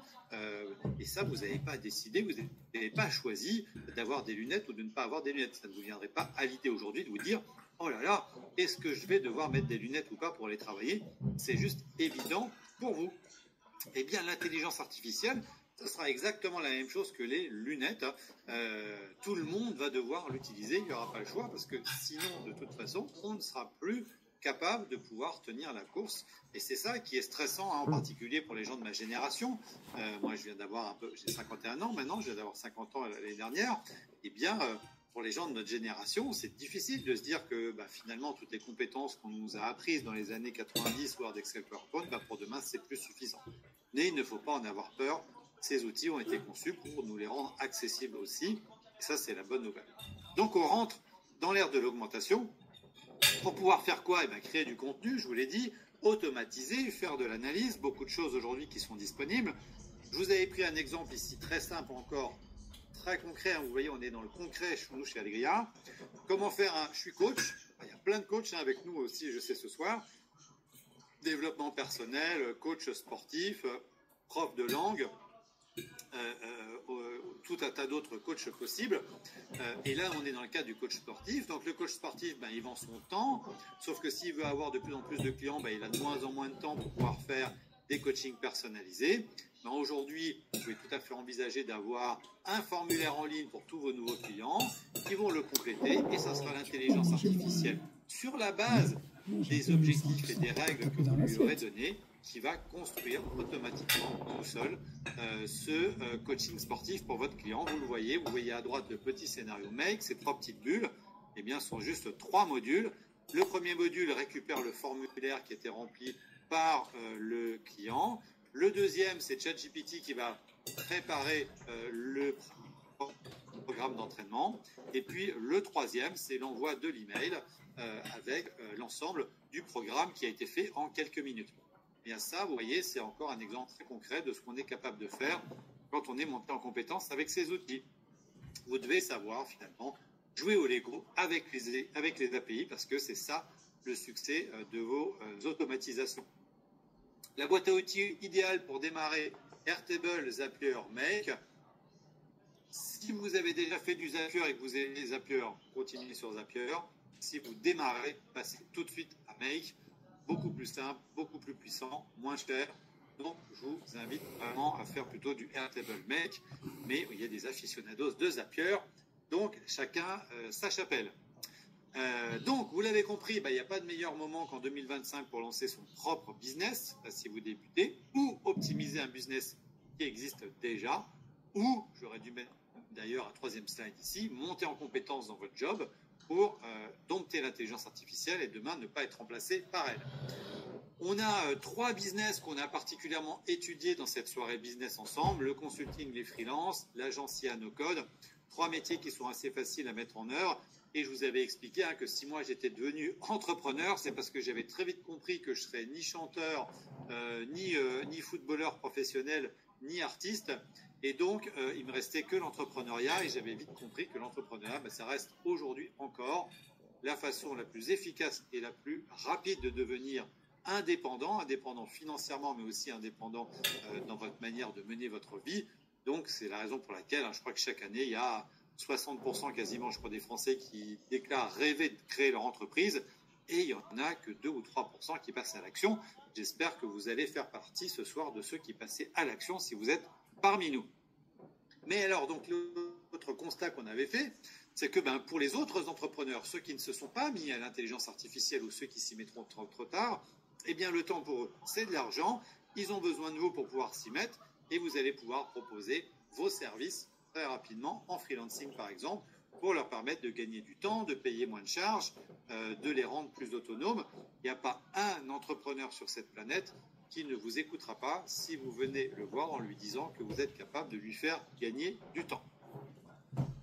Même rien qu'une heure par semaine, eh bien ça peut vous permettre de lancer une activité, d'aller voir des entreprises, de leur vendre vos services pour leur faire gagner du temps et vous allez vous rémunérer pour le temps que vous allez leur faire gagner 2 000, 3 000, 5 000, 10 000, 15 000 euros par mois en fonction de vos compétences, des clients que vous allez aller voir et des sujets que vous allez traiter. Donc devenir un expert en IA automatisation no-code, c'est clairement le job du moment.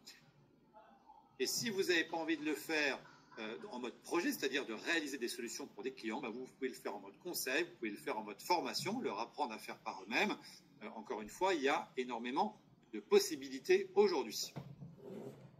Donc vous allez pouvoir faire des templates d'automatisation, faire une verticale. Il y a plein de demandes dans plein de sujets. Vous pouvez aller voir, je sais pas moi, les agriculteurs par exemple. Les agriculteurs, ils ont beaucoup de données aujourd'hui, ils ne savent pas quoi en faire. Vous pouvez faire des modèles, par exemple, avec des objectifs de diminuer la consommation d'eau, par exemple, en fonction de la météo. Voilà. Il y a plein de choses à faire. J'en parle parce que mon frère est agriculteur, il fait du miel, il est apiculteur et c'est, vous savez, ce week-end, le début du salon de l'agriculture. Donc, petite salutation amicale à tous nos amis agriculteurs qui sont là ce soir. S'il y en a d'ailleurs, faites-nous un petit message parce que l'agriculture est aussi un métier qui est en train de devenir de plus en plus technique, énormément d'enjeux, énormément de défis, on en entend beaucoup parler, énormément de paperasse aussi. Eh bien, c'est l'outil, si vous êtes agriculteur, c'est fait pour vous sortir de la paperasserie. Je vois encore beaucoup d'agriculteurs vraiment dans la souffrance, dans la douleur à cause de l'administratif. Passez à l'IA, je vous le dis, ça va vraiment vous aider. Donc vous allez pouvoir vous lancer, vous allez pouvoir aller voir des clients, vous allez pouvoir mettre en œuvre des solutions d'intelligence artificielle pour eux, passer de mission en mission, scaler, grossir, facturer de plus en plus cher, et puis monter en compétences. Aujourd'hui, un expert en IA, c'est minimum 400 à 500 euros la journée de facturer, et il y en a qui facturent 1000, 1200, 1500 la journée. Donc c'est vraiment, voilà, il y a vraiment beaucoup de choses possibles à faire là-dessus. Donc, si vous vous y mettez maintenant, vous serez tranquille sans doute pour les 10 ou 15 prochaines années. Alors là, je suis peut-être un peu ambitieux, je vous l'avoue, peut-être plutôt pour les 5 ou 10 prochaines, parce que tout ça va évoluer encore dans le temps, et je ne suis pas Madame Irma, je ne sais pas combien de temps ça va durer. Mais si vous réussissez à aller faire 100, 200, 300 000 euros par an pendant les 3-4 prochaines années, vous pouvez assez facilement mettre un capital de 200, 300 000 euros de côté. Et pour le coup, ensuite, en investissant dans l'immobilier ou dans d'autres investissements avec des taux de rentabilité à 5 ou 10% par an, vous êtes tranquille, c'est plus du tout la même vie et vous pouvez décider de ralentir considérablement votre activité. L'autre bonne nouvelle, c'est qu'on peut faire ça de n'importe où. Nous, l'essentiel de nos clients, on travaille en remote pour eux. On a des clients même partout maintenant à l'étranger. Donc, vous pouvez le faire au bord de la piscine, à Marseille, à Lille ou bien plus loin. On a aujourd'hui des spécialistes de l'intelligence artificielle français, dont un en particulier, qui est lui à l'île de la Réunion et avec qui on travaille très bien. Donc, voilà, ça fonctionne super. Il en profite, il est content. Donc, vous pouvez le faire d'où vous voulez. Et puis l'autre erreur qu'on a tendance à faire d'un point de vue business aussi, quand on se lance, c'est de se dire « il faut que je trouve absolument 50 clients », mais 2 ou 3 clients, ça vous fait largement vivre. Vous avez 3 clients qui vous payent 3 000 euros chacun par mois pour faire ce que vous avez à faire, vous faites 9 000 euros par mois. Et ça va très vite parce que s'il vous paye 3 000 euros par mois, c'est que vous lui en faites gagner 5, 10 ou 20 par mois.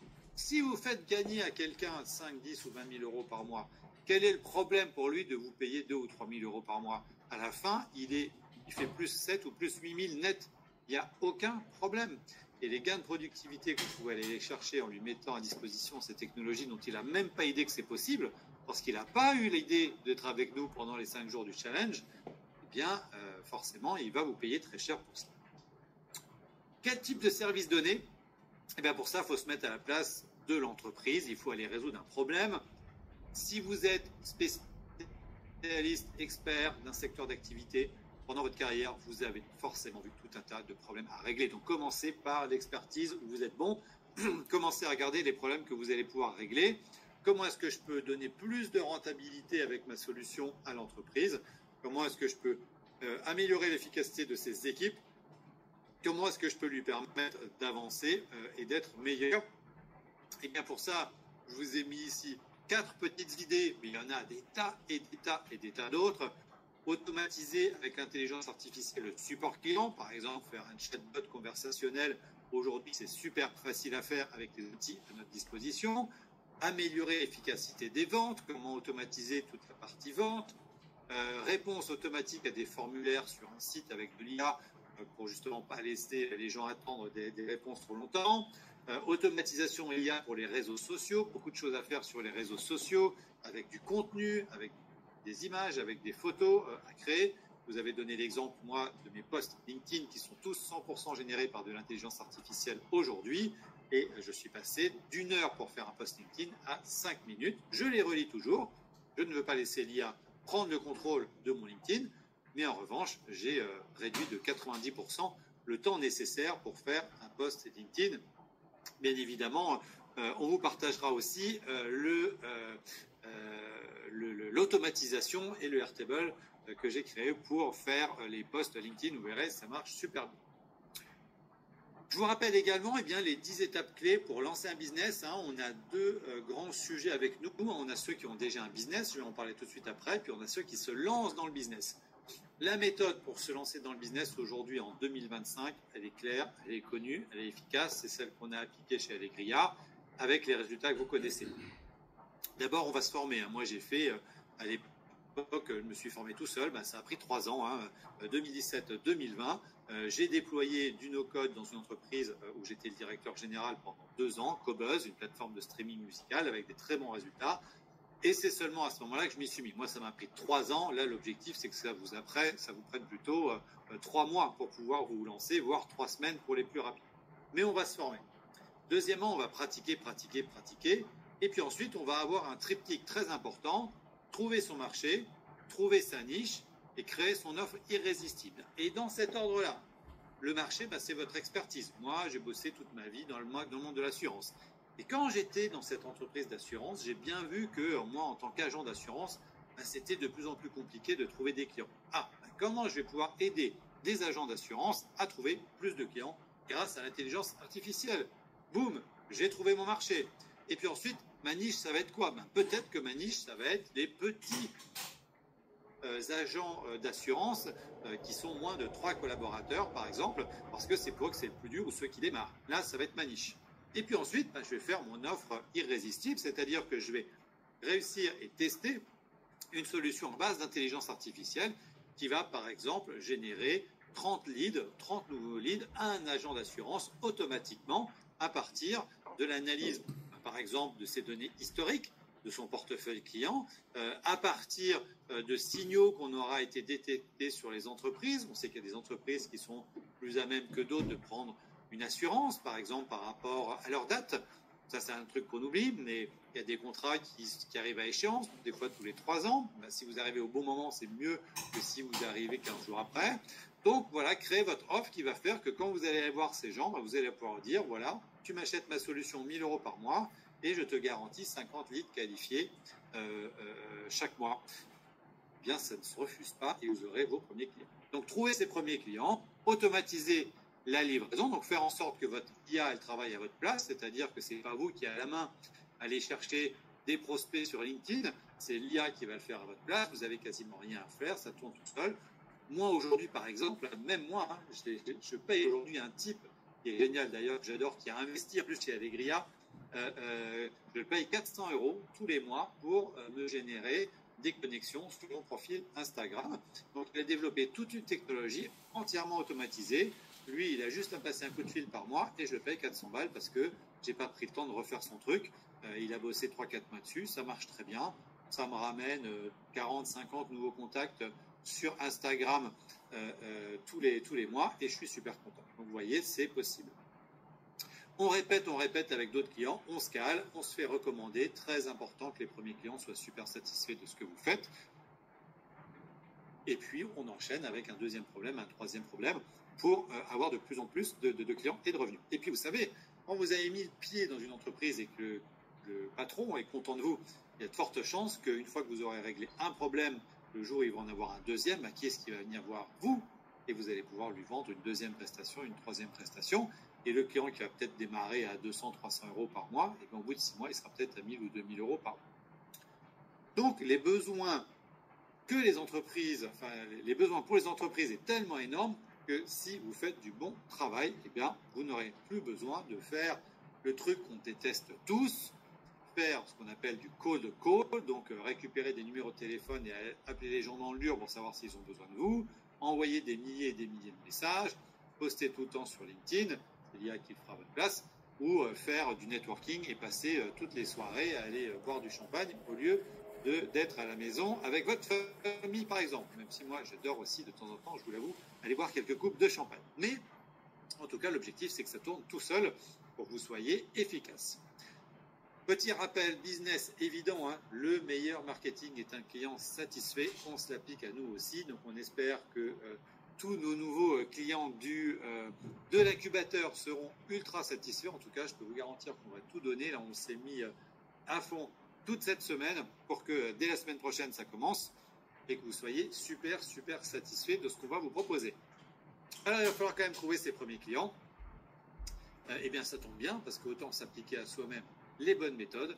Avec l'IA et le no-code, eh bien, vous allez pouvoir trouver des clients assez rapidement. L'IA va pouvoir rédiger vos emails de prospection, par exemple, pour démarrer, ou faire, comme je disais, vos posts sur LinkedIn si vous voulez vous lancer de cette manière-là. Alors, petit coup d'eau avant de passer à la phase scale.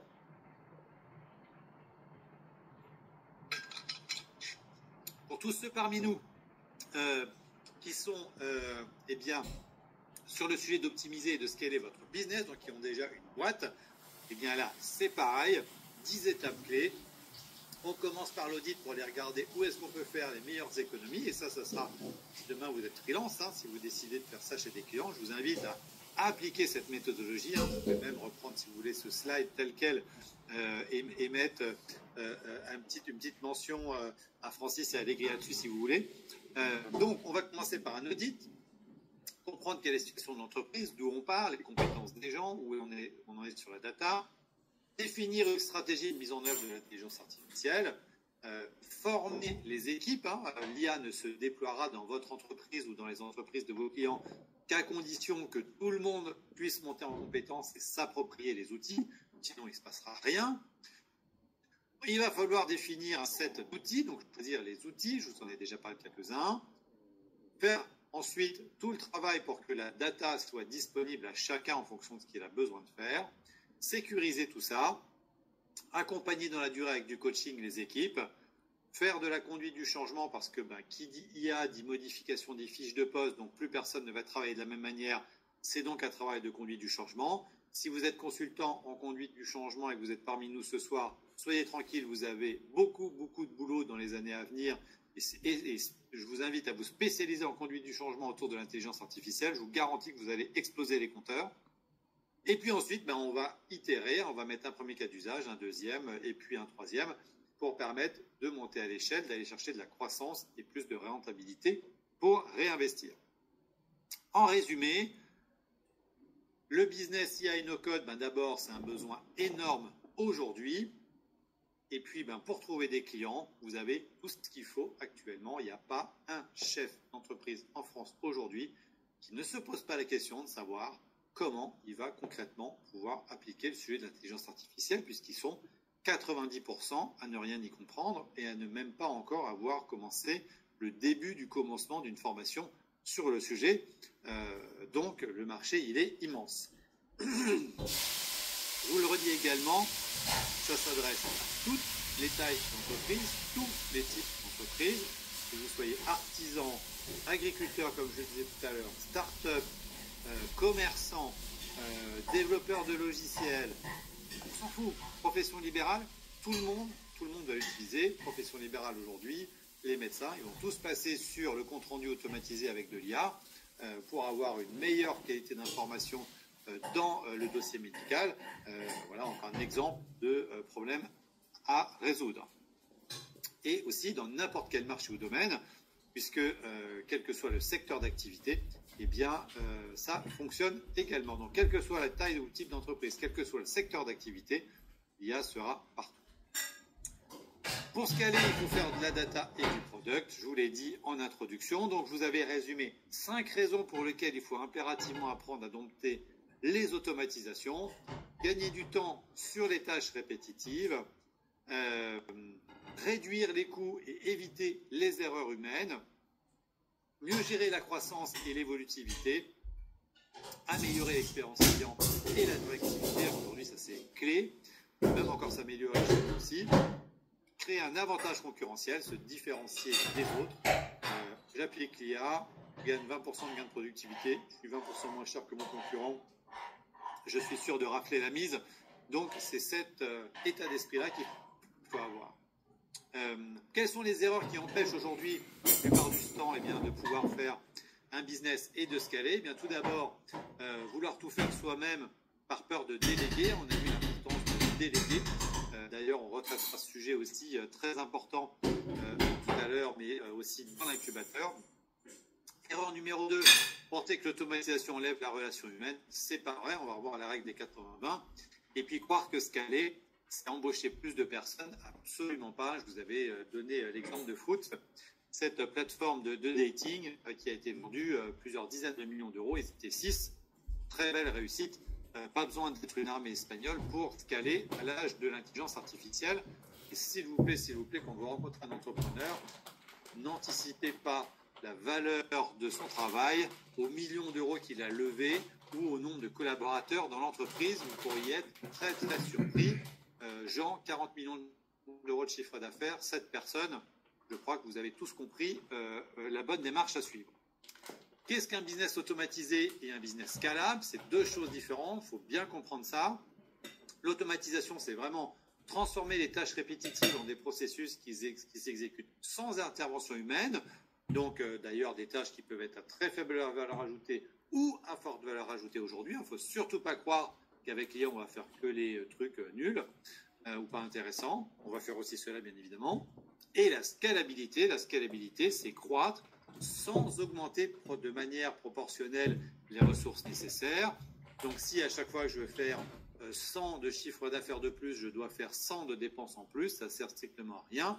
Il faut qu'à chaque fois que je fais 100 de chiffre d'affaires en plus, la première fois, je dois remettre 10, et quand je refais 100 de plus, la fois d'après, je ne me remets plus que 9, et je suis de plus en plus rentable au fil des itérations.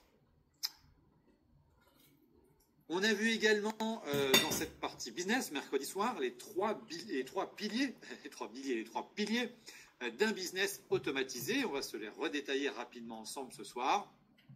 On a d'abord l'acquisition, attirer des clients en continu sans intervention manuelle. On a ensuite la livraison, délivrer un service ou un produit sans friction, donc livraison que ce soit physique ou... Je vais éternuer. Pardon, je vous avais prévenu, pardon pour les oreilles. Donc la livraison, délivrer un service ou un produit sans friction, donc c'est vraiment un produit ou un service ici, on avait vu les deux sujets. Et puis enfin la gestion, comment je vais piloter mon business de manière automatique. Les outils pour chacun des trois sujets, je vous les avais partagés ici.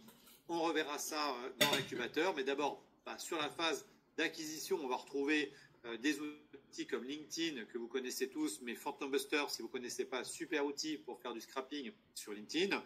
Génération de leads, ManyChat, qui est une super plateforme pour pouvoir dialoguer avec vos leads ou vos clients sur l'ensemble des plateformes à un seul endroit. La livraison, comment est-ce que je vais pouvoir mettre en place mon tunnel de conversion? Alors j'ai mis ici System.io, Kajabi, mais on pourrait parler de ClickFunnels. Nous personnellement, chez Allegria, on utilise ClickFunnels. Tous les sujets liés à la facturation, Stripe, Invoice, Ninja. Et puis la partie gestion, donc connecter tous ces outils avec Make ou avec Zapier. Et puis organiser son business autour de deux outils phares qu'on utilise au quotidien aussi chez Allegria. Airtable, plutôt orienté gestion de projet, et Notion pour toute la partie gestion documentaire. ce qu'on appelle le knowledge management, gestion de la connaissance en anglais.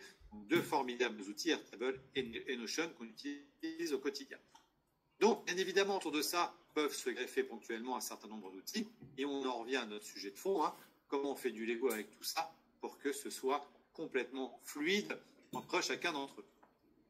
Donc, la règle d'or, hein, il faut absolument avoir intégré aujourd'hui, on automatise 80% et on garde 20% d'humain sur les sujets à plus forte valeur ajoutée. Par exemple, négocier, fidéliser ou un support avancé, hein.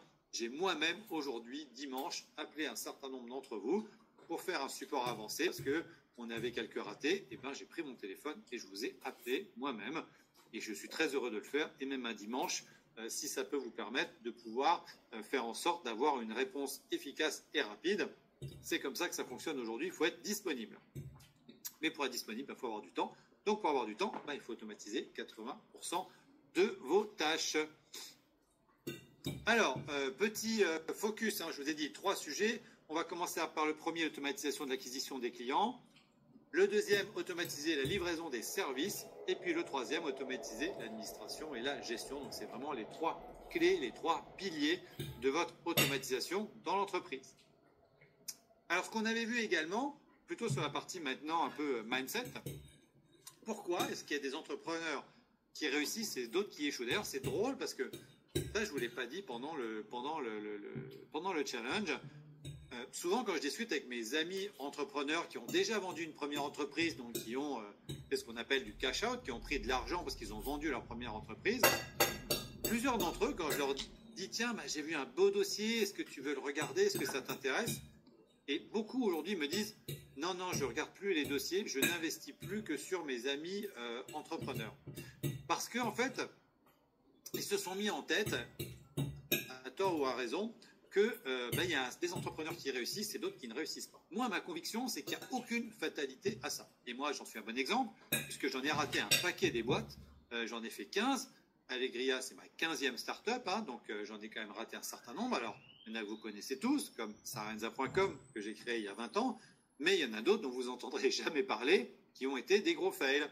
Donc, ce qu'il faut, c'est apprendre de ces échecs. Et c'est quoi, du coup, les succès, les secrets des entrepreneurs à succès? D'abord, ce sont des gens qui ne travaillent pas plus, mais qui travaillent intelligemment, donc qui sont vraiment efficaces dans la gestion de leur journée. Ce sont des gens qui ne font pas tout eux-mêmes. Ils vont s'appuyer à la fois sur l'automatisation et sur la délégation auprès de collaborateurs qui vont recruter, mais aussi auprès de freelance. Et enfin, ce sont des gens qui construisent un système qui est capable de tourner sans eux. Je vous avais donné l'exemple de mes parents qui avaient un petit commerce à Metz. Et je me souviens, quand j'étais adolescent, on ne pouvait jamais partir en vacances parce que le 15 du mois, il fallait faire la TVA, le 30 du mois, il fallait faire les fiches de paye, et que c'était comme ça toute l'année. Et donc, on était finalement coincé, on était esclave de sa boutique, on était esclave de son travail. Ça, aujourd'hui, c'est fini. Moi, je valide les fiches de paye de n'importe où dans le monde. J'ai juste tout ça digitalisé et ça fonctionne très bien.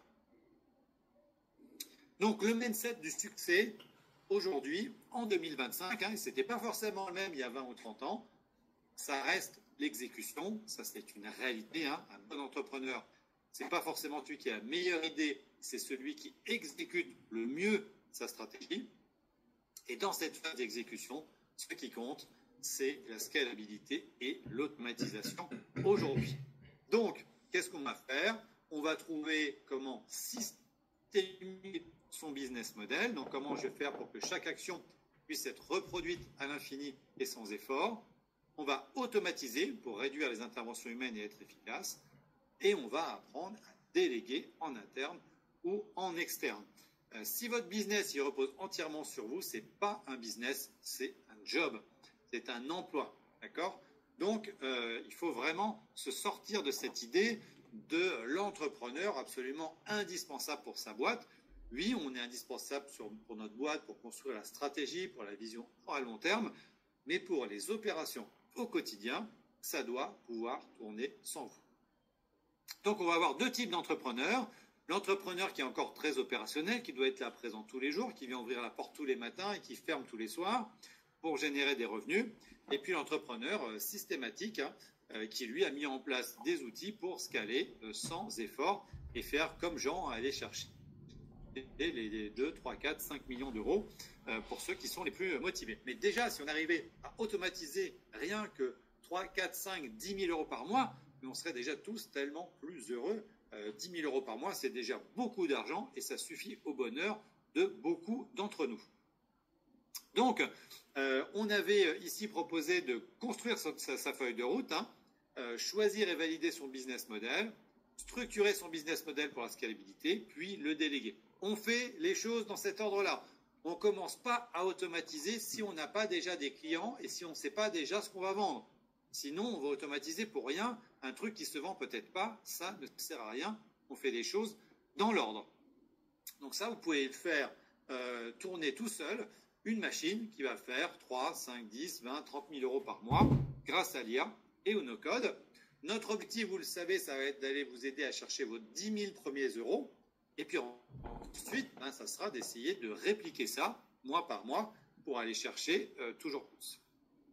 Je vous avais parlé de la prédiction de Sam Altman qui nous avait dit dès février 2024, il y a tout juste un an, que dans les mois ou dans les années à venir, on allait sans doute voir le premier solopreneur, one person business solopreneur qui fera 1 milliard de chiffre d'affaires. Genre, il en est encore loin et puis il n'est pas tout seul. Mais il y en a quelques-uns qui sont en bonne voie et qui carburent très très bien dans ce sens. Moi, ça c'est très américain, c'est pas trop ma culture, je m'en fous, je suis pas là pour faire 1 milliard, encore une fois.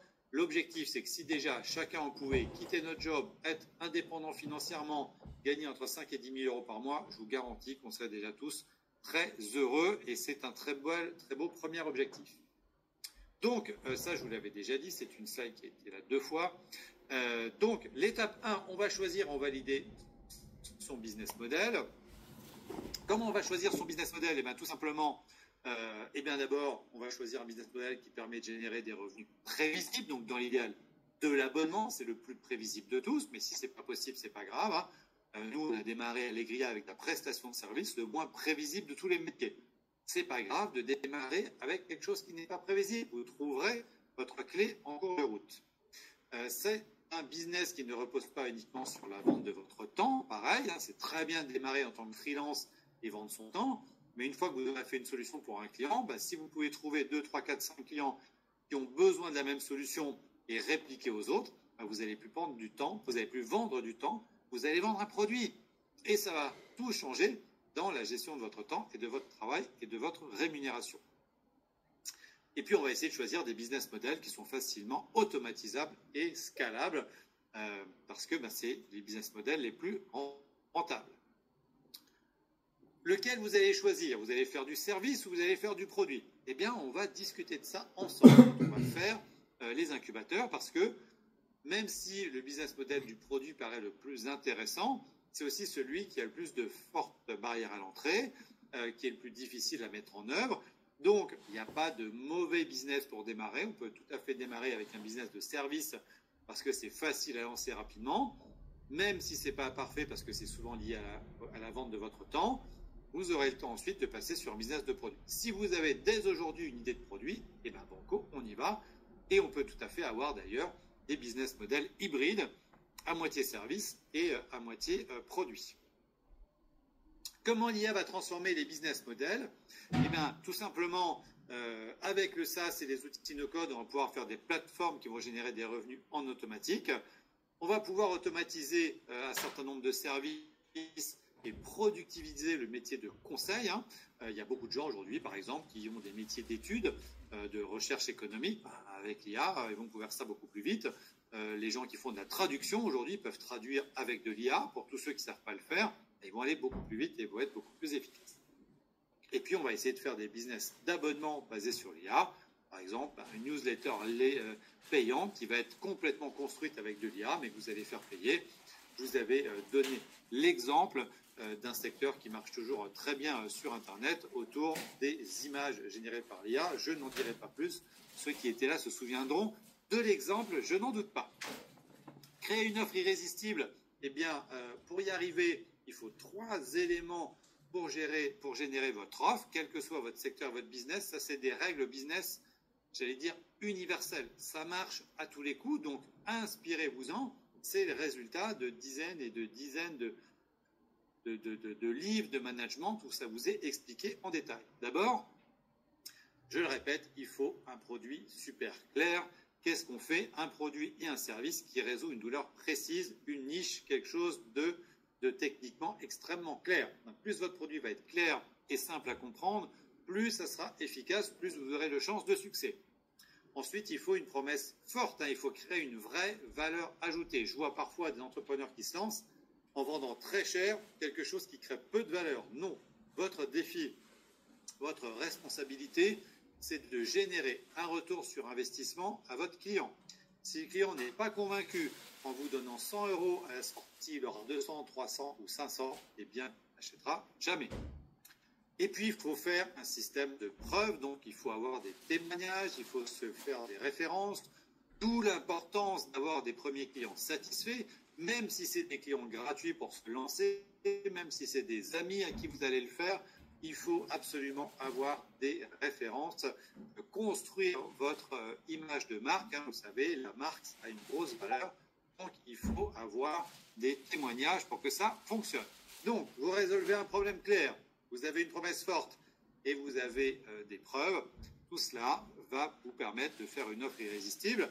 Je vous avais mis ici un petit challenge, lancer son business en 7 jours. On va en parler dans l'incubateur, ça c'est sûr. Comment est-ce qu'on fait? Alors, je vous rappelle qu'aujourd'hui, il y a des gens qui lancent des business en 24 heures. Dans les startup studios, aujourd'hui, il y en a qui lancent des business tous les jours. Donc, on fait une landing page avec un outil no-code. On collecte des emails, on fait un petit peu de publicité pour que les gens viennent. On récupère les résultats, voire même on vend un produit qui n'existe pas encore et on rembourse immédiatement le client en lui disant que c'était un test. C'est pas très grave, vous êtes là pour regarder s'il y a de la demande, vous êtes là pour construire un business. Donc ça n'a rien à voir avec le fake it, de tromper des investisseurs, je le redis, en leur faisant des promesses de quelque chose qui n'existe pas encore.